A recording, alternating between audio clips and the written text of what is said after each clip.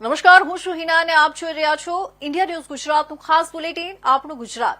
સમાચારોની વાત કરીએ વિસ્તારથી તો 30 ઓક્ટોબરના રોજ વડાપ્રધાન 4:15 વાગ્યે કેવડિયા આવશે। 1219 કરોડથી વધુ વિકાસ કાર્યોનું લોકાર્પણ કરશે। ઈ બસોને લીલી ઝંડી આપશે। 150મી જન્મ જયંતિ સ્ટેમ્પનું વિમોચન।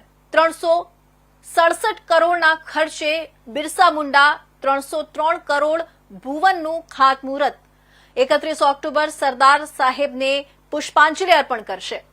પ્રજાસત્તાક દિવસે જે પરેડ યોજાય છે તે જ રીતે એકતા દિવસ પર મૂવિંગ પરેડની આયોજન પ્રથમ વખત થશે।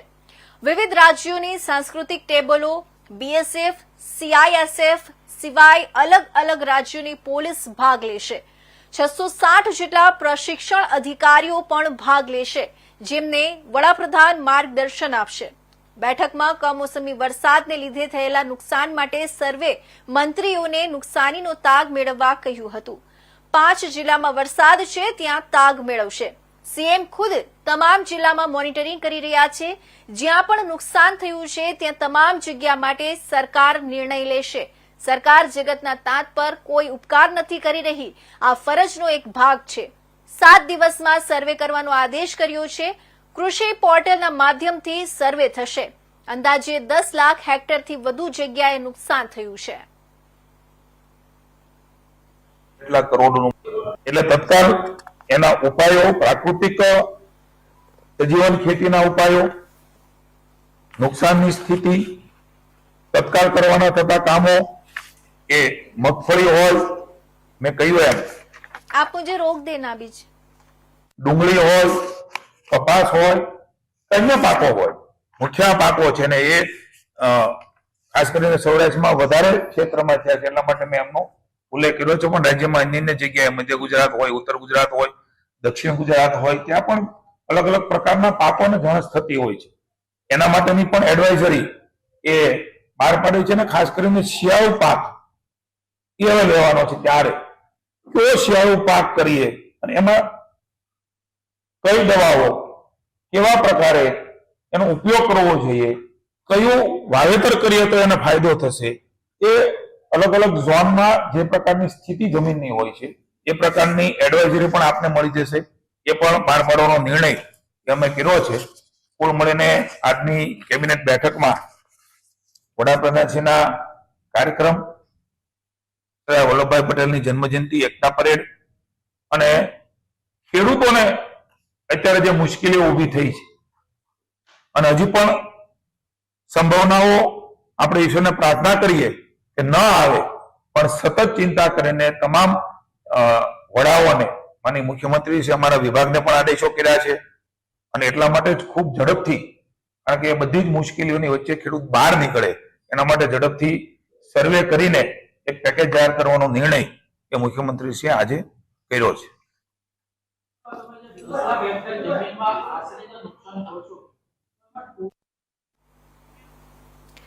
તો વડોદરા શહેરના અકોટાથી મુજમહુડા રોડ પર જતા માર્ગ પર છેલ્લા 2 વર્ષથી ભૂવાજ પડી રહ્યા છે, જેને લઈ સ્થાનિક લોકો અને વાહન ચાલકોને ભારે હાલાકી ભોગવવી પડી રહી છે। વડોદરા મહાનગરપાલિકાનું તંત્ર માત્ર વિકાસની વાત કરે છે, પરંતુ વાસ્તવિકતા કંઈક અલગ છે। વડોદરા શહેરના અનેક વિસ્તારોમાં રોડ પર મસમોટા ભૂવા પડી રહ્યા છે, ત્યારે વડોદરા શહેર કોંગ્રેસ સમિતિ દ્વારા મુજમહુડા પાસે જનજાગૃતિ કાર્યક્રમ યોજાયો હતો અને કોંગ્રેસ દ્વારા પાલિકાના અધિકારીઓ ઘોર નિંદ્રામાંથી જગાડવાનો પ્રયાસ કર્યો હતો। આ વડોદરા શહેર એ સર સયાજીરાવ ગાયકવાડની સંસ્કારી નગરી, શિક્ષણ નગરી, ધર્મની નગરી અને સુંદર નગરી હતી, સ્વચ્છ નગરી હતી। આ ભારતીય જનતા પાર્ટીના 30 વર્ષના શાસનની અંદર જે સર સયાજીરાવ ગાયકવાડજીએ દીર્ઘદ્રષ્ટા હતા, એમણે જે નામો આપેલા, એમના શાસનના નામો, એને ભૂલીને હવે ભુવા નગરી, ખાડોદરા નગરી, મચ્છર નગરી, ઉભરાતી ગટરોની નગરી, ગંદા પાણીની નગરી અને હવે પૂરની નગરી પણ બની ગઈ। ત્યારે અમે આ જે જન આક્રોશ રેલી કાઢીને આજથી શરૂઆત કરી છે. વડોદરા શહેરના લોકોને જણાવવા માંગીએ છીએ કે તમારા વેરાનું વળતર તમે હવે માંગો. 30 વર્ષથી તમે શું જોયું? વડોદરા શહેરના નાગરિકોને 30 વર્ષથી શું મળ્યું? 2 ટાઈમ પાણી હતું તો 1 ટાઈમ કરી દીધું. સ્વચ્છતા તો જાહેર માર્ગો પર જ થાય છે. આંતરિક સ્વચ્છતા બંધ કરી દીધી. સ્વચ્છતાના નામે ટેક્સ ઉઘરાવવાના ચાલુ કરી દીધા. પાણી તો પાણી ચોખ્ખું નથી મળતું, ગટરો ઉભરાય છે. તો વડોદરા શહેરના નાગરિકોને અમે અપીલ કરીએ છીએ અને આ વખતે વડોદરા શહેરના નાગરિકો એમના વેરાનું વળતર માંગવાના છે અને ચોક્કસ પરિવર્તનનો માહોલ આજે ફૂંકાઈ ચૂક્યો છે. વોર્ડ નંબર 12માંથી શરૂઆત કરી છે. તો વડોદરા શહેરના ફતેગંજ પોલીસ સ્ટેશન વિસ્તારના ઘનશ્યામ પાર્કમાં રહેતા રાજેશભાઈ પાઠકના પુત્ર તારીખ 24 ઓક્ટોબરના રોજ કોઈને પણ કહ્યા વગર ઘરેથી નીકળી ગયા હતા. ઘરે પરત ન આવતા એની શોધખોળ પિતાએ શોધખોળ કરતા પુત્ર ન મળી આવતા ફતેગંજ પોલીસ મથકે ગુમશુદાની ફરિયાદ નોંધાવી હતી. ફતેગંજ પોલીસે ગુમસુદા પુત્રની શોધખોળ કરી હતી. ગુમ થનાર કિશોરને શોધવા ફતેગંજ પોલીસ સ્ટેશનના ઇન્ચાર્જ પોલીસ ઇન્સ્પેક્ટર એલજે મિયાત્રા તથા ફતેગંજ પોલીસ સ્ટેશનના police sub inspector SR Vasava તથા સર્વેલન્સ સ્ટાફ દ્વારા મોડી રાત સુધી પોલીસ સ્ટેશન વિસ્તારના વિવિધ સીસીટીવી ચેક કરવામાં આવ્યા હતા.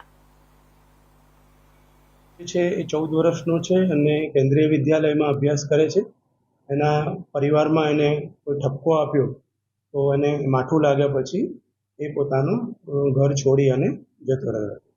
અમારા માટે ચેલેન્જિંગ એ પણ હતું કે એની પાસે કોઈ મોબાઈલ પણ ન હતો, પરંતુ હ્યુમન ઇન્ટેલિજન્સ અને સીસીટીવી કેમેરાના મારફતથી સતત 72 કલાક સુધી અમારા ફતેગંજના પોલીસના સ્ટાફના જવાનોએ મહેનત કરી અને બાળકને શોધી અને એના પરિવારને પરત આપ્યો છે. ના સમગ્ર સીસીટીવીમાં ઓબ્ઝર્વેશનમાં અને જે રેલવે સ્ટેશનમાં બાળક જ્યાં દેખાય છે ત્યાં એકલો જ છે.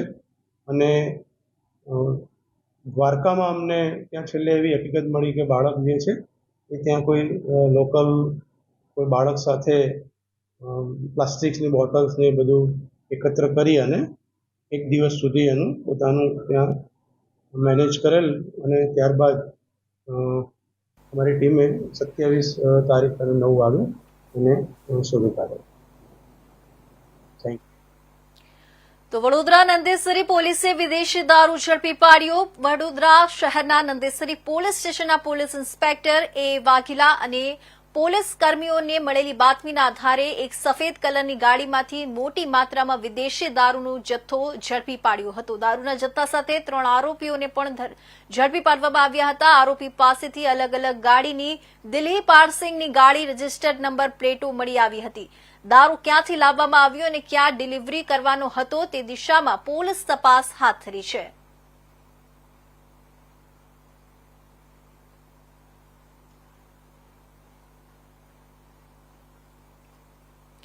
તો વડોદરા શહેર નજીક આવેલા શેરખી ભીમપુરા પાસેથી પસાર થતી નર્મદા કેનાલમાં એક યુવકે પડતો મૂક્યાની આશંકાએ વિસ્તારમાં ચકચાર મચી જવા પામી છે.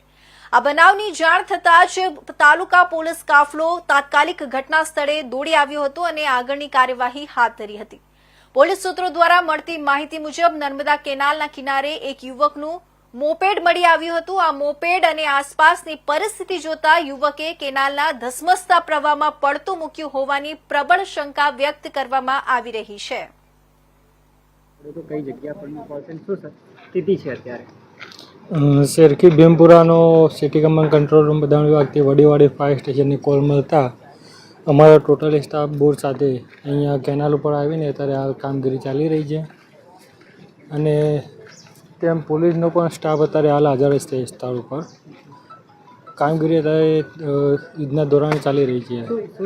એક તરફ શંકા પણ થઈ રહી છે કે પડ્યો હશે કે નહીં. ગામના સ્થાનિક લોકો અત્યારે એવું જણાવી રહ્યા છે, એવું શંકાસ્પદ કેસ છે આ, કે એક છોકરાનું કહેવું એવું છે કે મોબાઈલમાં મેસેજ દ્વારા કે હું જે જગ્યા પર ઊભો છું તેથી કેનાલની અંદર સુસાઇડ કરવાનો પ્રયત્ન કરી રહ્યો છું, પણ હજુ કોઈ માણસે કે કોઈ વ્યક્તિ એને જોયો નથી. તેમ છતાં અત્યારે આપણે કામગીરી કરીને શોધખોળ કરી રહ્યા છીએ. Jasmin Patel, Vadiwadi fire station sub officer. તો સંત શિરોમણી જલારામ બાપાની 226મી જન્મજયંતિની વડોદરામાં ધામધૂમથી ઉજવણી કરાઈ. ત્યારે વડોદરા શહેર કાર્લેબાગ વિસ્તારમાં આવેલા શ્રી જલારામ મંદિર ખાતે વહેલી સવારથી ભક્તો ઉમટી પડ્યા હતા અને શ્રી જલારામ બપ્પાની 226મી જન્મજયંતિ નિમિત્તે મંદિરની ફૂલોથી શણગાર કરવામાં આવ્યો હતો. જે પૈકી શહેરના કારેલીબાગ વિસ્તારમાં આવેલા મંદિરમાં આરતી અને પાદુકા પૂજન મહાઆરતી કરવામાં આવી હતી. સાથે ભંડારાનું આયોજન કરવામાં આવ્યું હતું.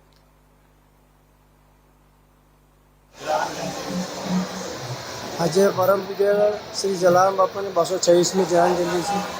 કારેલીબાગ જલારામની બહુ ભાવભીર છેલ્લા 53 વર્ષથી બહુ ભાવભીર છે. સવારથી 4 વાગ્યાથી ભક્તોની ભીડ જામેલી છે. બાપાનો ભંડારો બ્રહ્મભટ્ટ છાત્રાલયમાં ચાલે છે. દરેક ભક્તને પ્રસાદ લેવા હાર્દિક આમંત્રણ છે. અત્યારે 226 દીવાની મહાઆરતી પતી સાંજે 6:30 કલાકે 226 દીવાની મહાઆરતી છે. રાત્રે 12 વાગે સ્વયં આરતી કરીને મંદિર વિરામ આપવા. અજય જોશી. તો ડભોઈ એપીએમસીની આગામી ચૂંટણી માટે ઉમેદવારી પત્ર ભરવાના અંતિમ દિવસે ભારતીય જનતા પાર્ટીના ઉમેદવારો દ્વારા ફોર્મ ભરવામાં આવ્યા હતા. ભારતીય જનતા પાર્ટી દ્વારા ખેડૂત વિભાગ, વેપારી વિભાગ તથા સહકારી ખરીદ વેચાણ મંડળી મત વિભાગના મળી કુલ 16 ઉમેદવારોને મેન્ડેટ આપવામાં આવ્યા છે.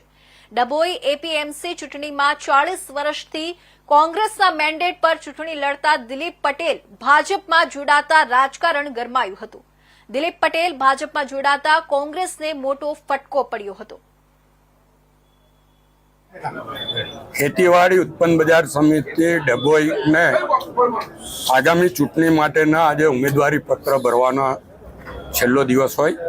આજે ભારતીય જનતા પાર્ટીના આગેવાનો દ્વારા પ્રદેશમાંથી જે મેન્ડેટ આપવામાં આવ્યો છે એ મેન્ડેટ પ્રમાણે પટેલ દિલીપભાઈ નાગજીભાઈ નાના પોપડિયા, પટેલ મુકુંદભાઈ કંચનભાઈ વસાઈ, પટેલ રતિલાલ દેવજીભાઈ ફરતીકુઈ, પટેલ મહેશભાઈ ચુનીભાઈ ભાવપુરા, પટેલ ઉમેશભાઈ રમણભાઈ મંડાળા, પટેલ ભરતભાઈ બાપાલાલ ધરમપુરી, પટેલ કલ્પેશભાઈ વિઠ્ઠલભાઈ મોટા હબીપુરા, પટેલ ધીરેનભાઈ ઇન્દ્રવદનભાઈ વખતપુરા, પટેલ ભૂપેન્દ્રભાઈ ભગવાનભાઈ સિમડિયા, પટેલ હરેશભાઈ પ્રભુદાસ થુવાવીએ. આ 10 ખેતીવાડી ખેડૂત વિભાગના ફોર્મ ભરવામાં આવ્યા છે. સાથે જ વેપારી વિભાગમાં વસાઈવાલા મુકેશભાઈ વિપિનચંદ્ર, કોકનીવાલા ઇરફાન હુસેન હસનભાઈ, મુંદ્રા કૈલાસચંદ્ર છગનભાઈ અને છેડાવાલા આંદિલ મહેદી સબ્બીર હુસેન, આ તમામ ડભોઈના વેપારીઓ છે. એમના ફોર્મ ભરવામાં આવ્યા છે. અને સહકારી ખરીદ વેચાણ મંડળી મત વિભાગમાં પટેલ પ્રવીણભાઈ બેચરભાઈ ટીમ્બી અને ચૌહાણ ઠાકોરભાઈ બાબરભાઈ દંગીવાળા, આમ કરીને 16 ઉમેદવારોના ફોર્મ આજે અહીંયા ભરવામાં આવ્યા છે.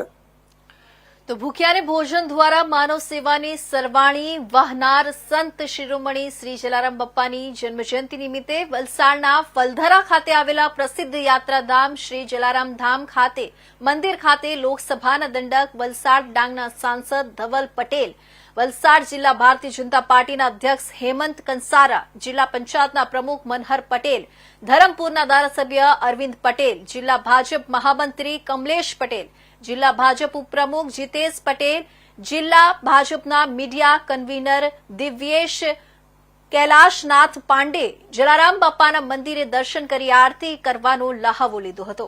આ તબક્કે મંદિરના કરતા ધરતા ફૂલસિંહભાઈએ સાંસદ, જિલ્લા પ્રમુખ સહિત મહાનુભાવોનું પુષ્પગુચ્છ અને મોમેન્ટો આપી સ્વાગત કર્યું હતું.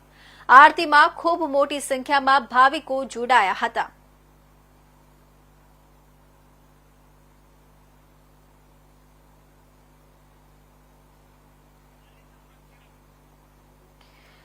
તો વાત કરીએ અમરેલીની, તો લાઠી પંથકમાં સતત કમોસમી વરસાદે કાળો કહેર વર્તાવ્યો છે. ખેડૂતો ચિંતિત બન્યા છે. લાઠી શહેર અને ગ્રામ્ય વિસ્તારોમાં ખેતી પાકોને વ્યાપક નુકસાન થયું છે. ખેડૂતો ચિંતિત બન્યા છે. કમોસમી વરસાદથી કપાસ, મગફળી, ડુંગળી સહિત પાક નિષ્ફળ ગયા હોવાનો ખેડૂતોનો વસવસો. લાઠી બાબરાના ધારાસભ્ય જનકભાઈ તળાવિયા લાઠી તાલુકાના કેરાળા ગામે નિરીક્ષણ કરવા પહોંચ્યા. ધારાસભ્ય જનકભાઈ તળાવિયાએ ખેડૂતોને વળતરની ખાતરી આપી. છેલ્લા 2 થી 3 દિવસથી સમગ્ર અમરેલી જિલ્લાની અંદર જે કમોસમી અને માવઠાનો વરસાદ પડ્યો, આના કારણે અમે ગઈકાલે પણ 5 ધારાસભ્ય આપણા અમરેલી જિલ્લાના સાંસદ આપણા રાજ્ય કક્ષાના મંત્રી કૌશિકભાઈ સાથે અમે આખા જિલ્લાની અંદર પ્રવાસ કર્યો. દરેક જગ્યાએ સિંગ હોય, કપાસ હોય, ડુંગળી હોય, તમામ પાકોને ખૂબ મોટું નુકસાન થયું છે. અને આજે ફરી એક વખત હું મારી વિધાનસભા લાઠી અને બાબરા વિસ્તારની અંદર આજે ગામે ગામ જઈ અને વિસ્તારના ખેતરો જોવાનો, ત્યારે આજે મેં સવારમાં ઠાંસા, આજે દામનગર, હજી બપોર પછી બાબરા બાજુના ગામડાઓની અંદર જઈ અને બધે જ સર્વે કરવાનો છું. ગુજરાત રાજ્યના આપણા મુખ્યમંત્રી શ્રી ભૂપેન્દ્રભાઈ, આપણા ઉપમુખ્યમંત્રી હર્ષભાઈ અને કેબિનેટ મંત્રીઓ અને આપણા જીતુભાઈ વાઘાણી કૃષિ મંત્રી, આ તમામની સૂચનાના કારણે આજે સમગ્ર અમરેલી જિલ્લાની અંદર જે વરસાદ પડ્યો એના મંત્રીઓને સૂચના આપી દરેક જિલ્લાઓની અંદર અલગ અલગ મંત્રીઓને મોકલવામાં આવ્યા છે અને દરેકને વિસ્તારની અંદર સર્વે કરી અને આજે લગભગ કેબિનેટની બેઠક છે અને વધુ તો પ્રસિદ્ધ એવા વીરપુરના સંત જલારામ બાપાની જન્મ જયંતિની ઉજવણી દર વર્ષે કરવામાં આવે છે, ત્યારે આ વર્ષે બુધવારના રોજ પૂજ્ય જલારામ બાપાની 226મી જન્મ જયંતિની જિલ્લા સહિત તાલુકામાં ભવ્ય ઉજવણી કરાઈ હતી. ઓલપાડમાં આવેલા કરસનપરામાં જલારામ બાપાની જન્મ જયંતિની ધામધૂમપૂર્વક ઉજવણી કરવામાં આવી હતી, જેમાં જલારામ બાપાની શોભાયાત્રા કરસનપરાથી નીકળી ઓલપાડ નગરમાં ફરી હતી, જેમાં મોટી સંખ્યામાં ભક્તજનો જોડાયા હતા. બાપાના ભજનો સાથે ભક્તિમય વાતાવરણ જોવા મળ્યું હતું.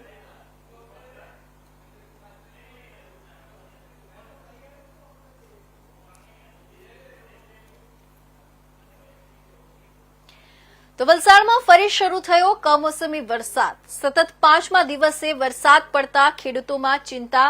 વરસાદના કારણે રસ્તાઓ પાણી થયા. વરસાદના કારણે લોકોને બેવડી ઋતુનો અનુભવ થયો. વલસાડના હાલર રોડ, આઝાદ ચોક, તિથલ રોડ સહિત આજુબાજુના ગ્રામ્ય વિસ્તારમાં કમોસમી વરસાદ પડી રહ્યો છે.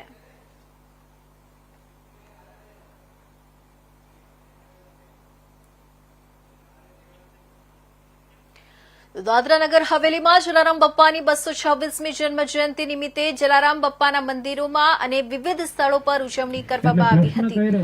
સિલવાસમાં કિલવણી નાકા નજીક 22 ફળિયા, સામરવરણી, પટેલ ફળિયા, રખોલી ગામે આવેલા જલારામ મંદિર, નરોલી ગામે આવેલા જલાસાઈ મંદિર, દાદરા જલારામ મંદિરમાં આરતી બાદ મહાપ્રસાદનું આયોજન કરવામાં આવ્યું હતું. તેમજ વિવિધ મંદિરોમાં જલારામ જયંતિની ઉજવણી કરવામાં આવી હતી. દરેક મંદિરોમાં સત્યનારાયણની કથા અને ભજન, કીર્તન, ડાયરો તેમજ મહાપ્રસાદનું પણ આયોજન કરવામાં આવ્યું હતું. જય જલારામ.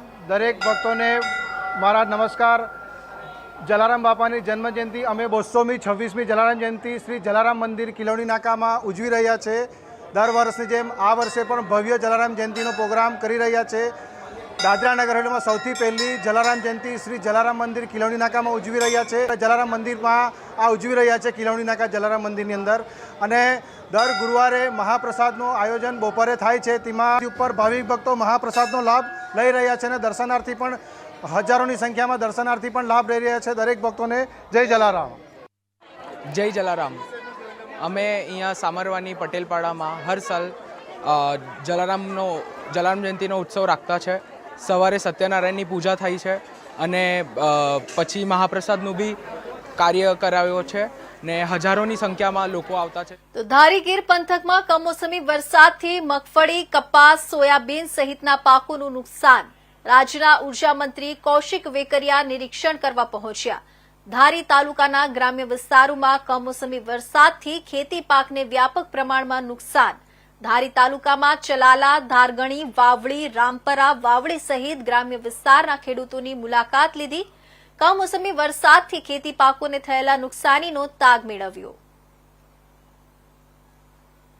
અમારો જે વિસ્તાર આવે તમામ જગ્યાએ અડખે પડખેના જિલ્લા પણ આવી ગયા છે એની આ અસરથી.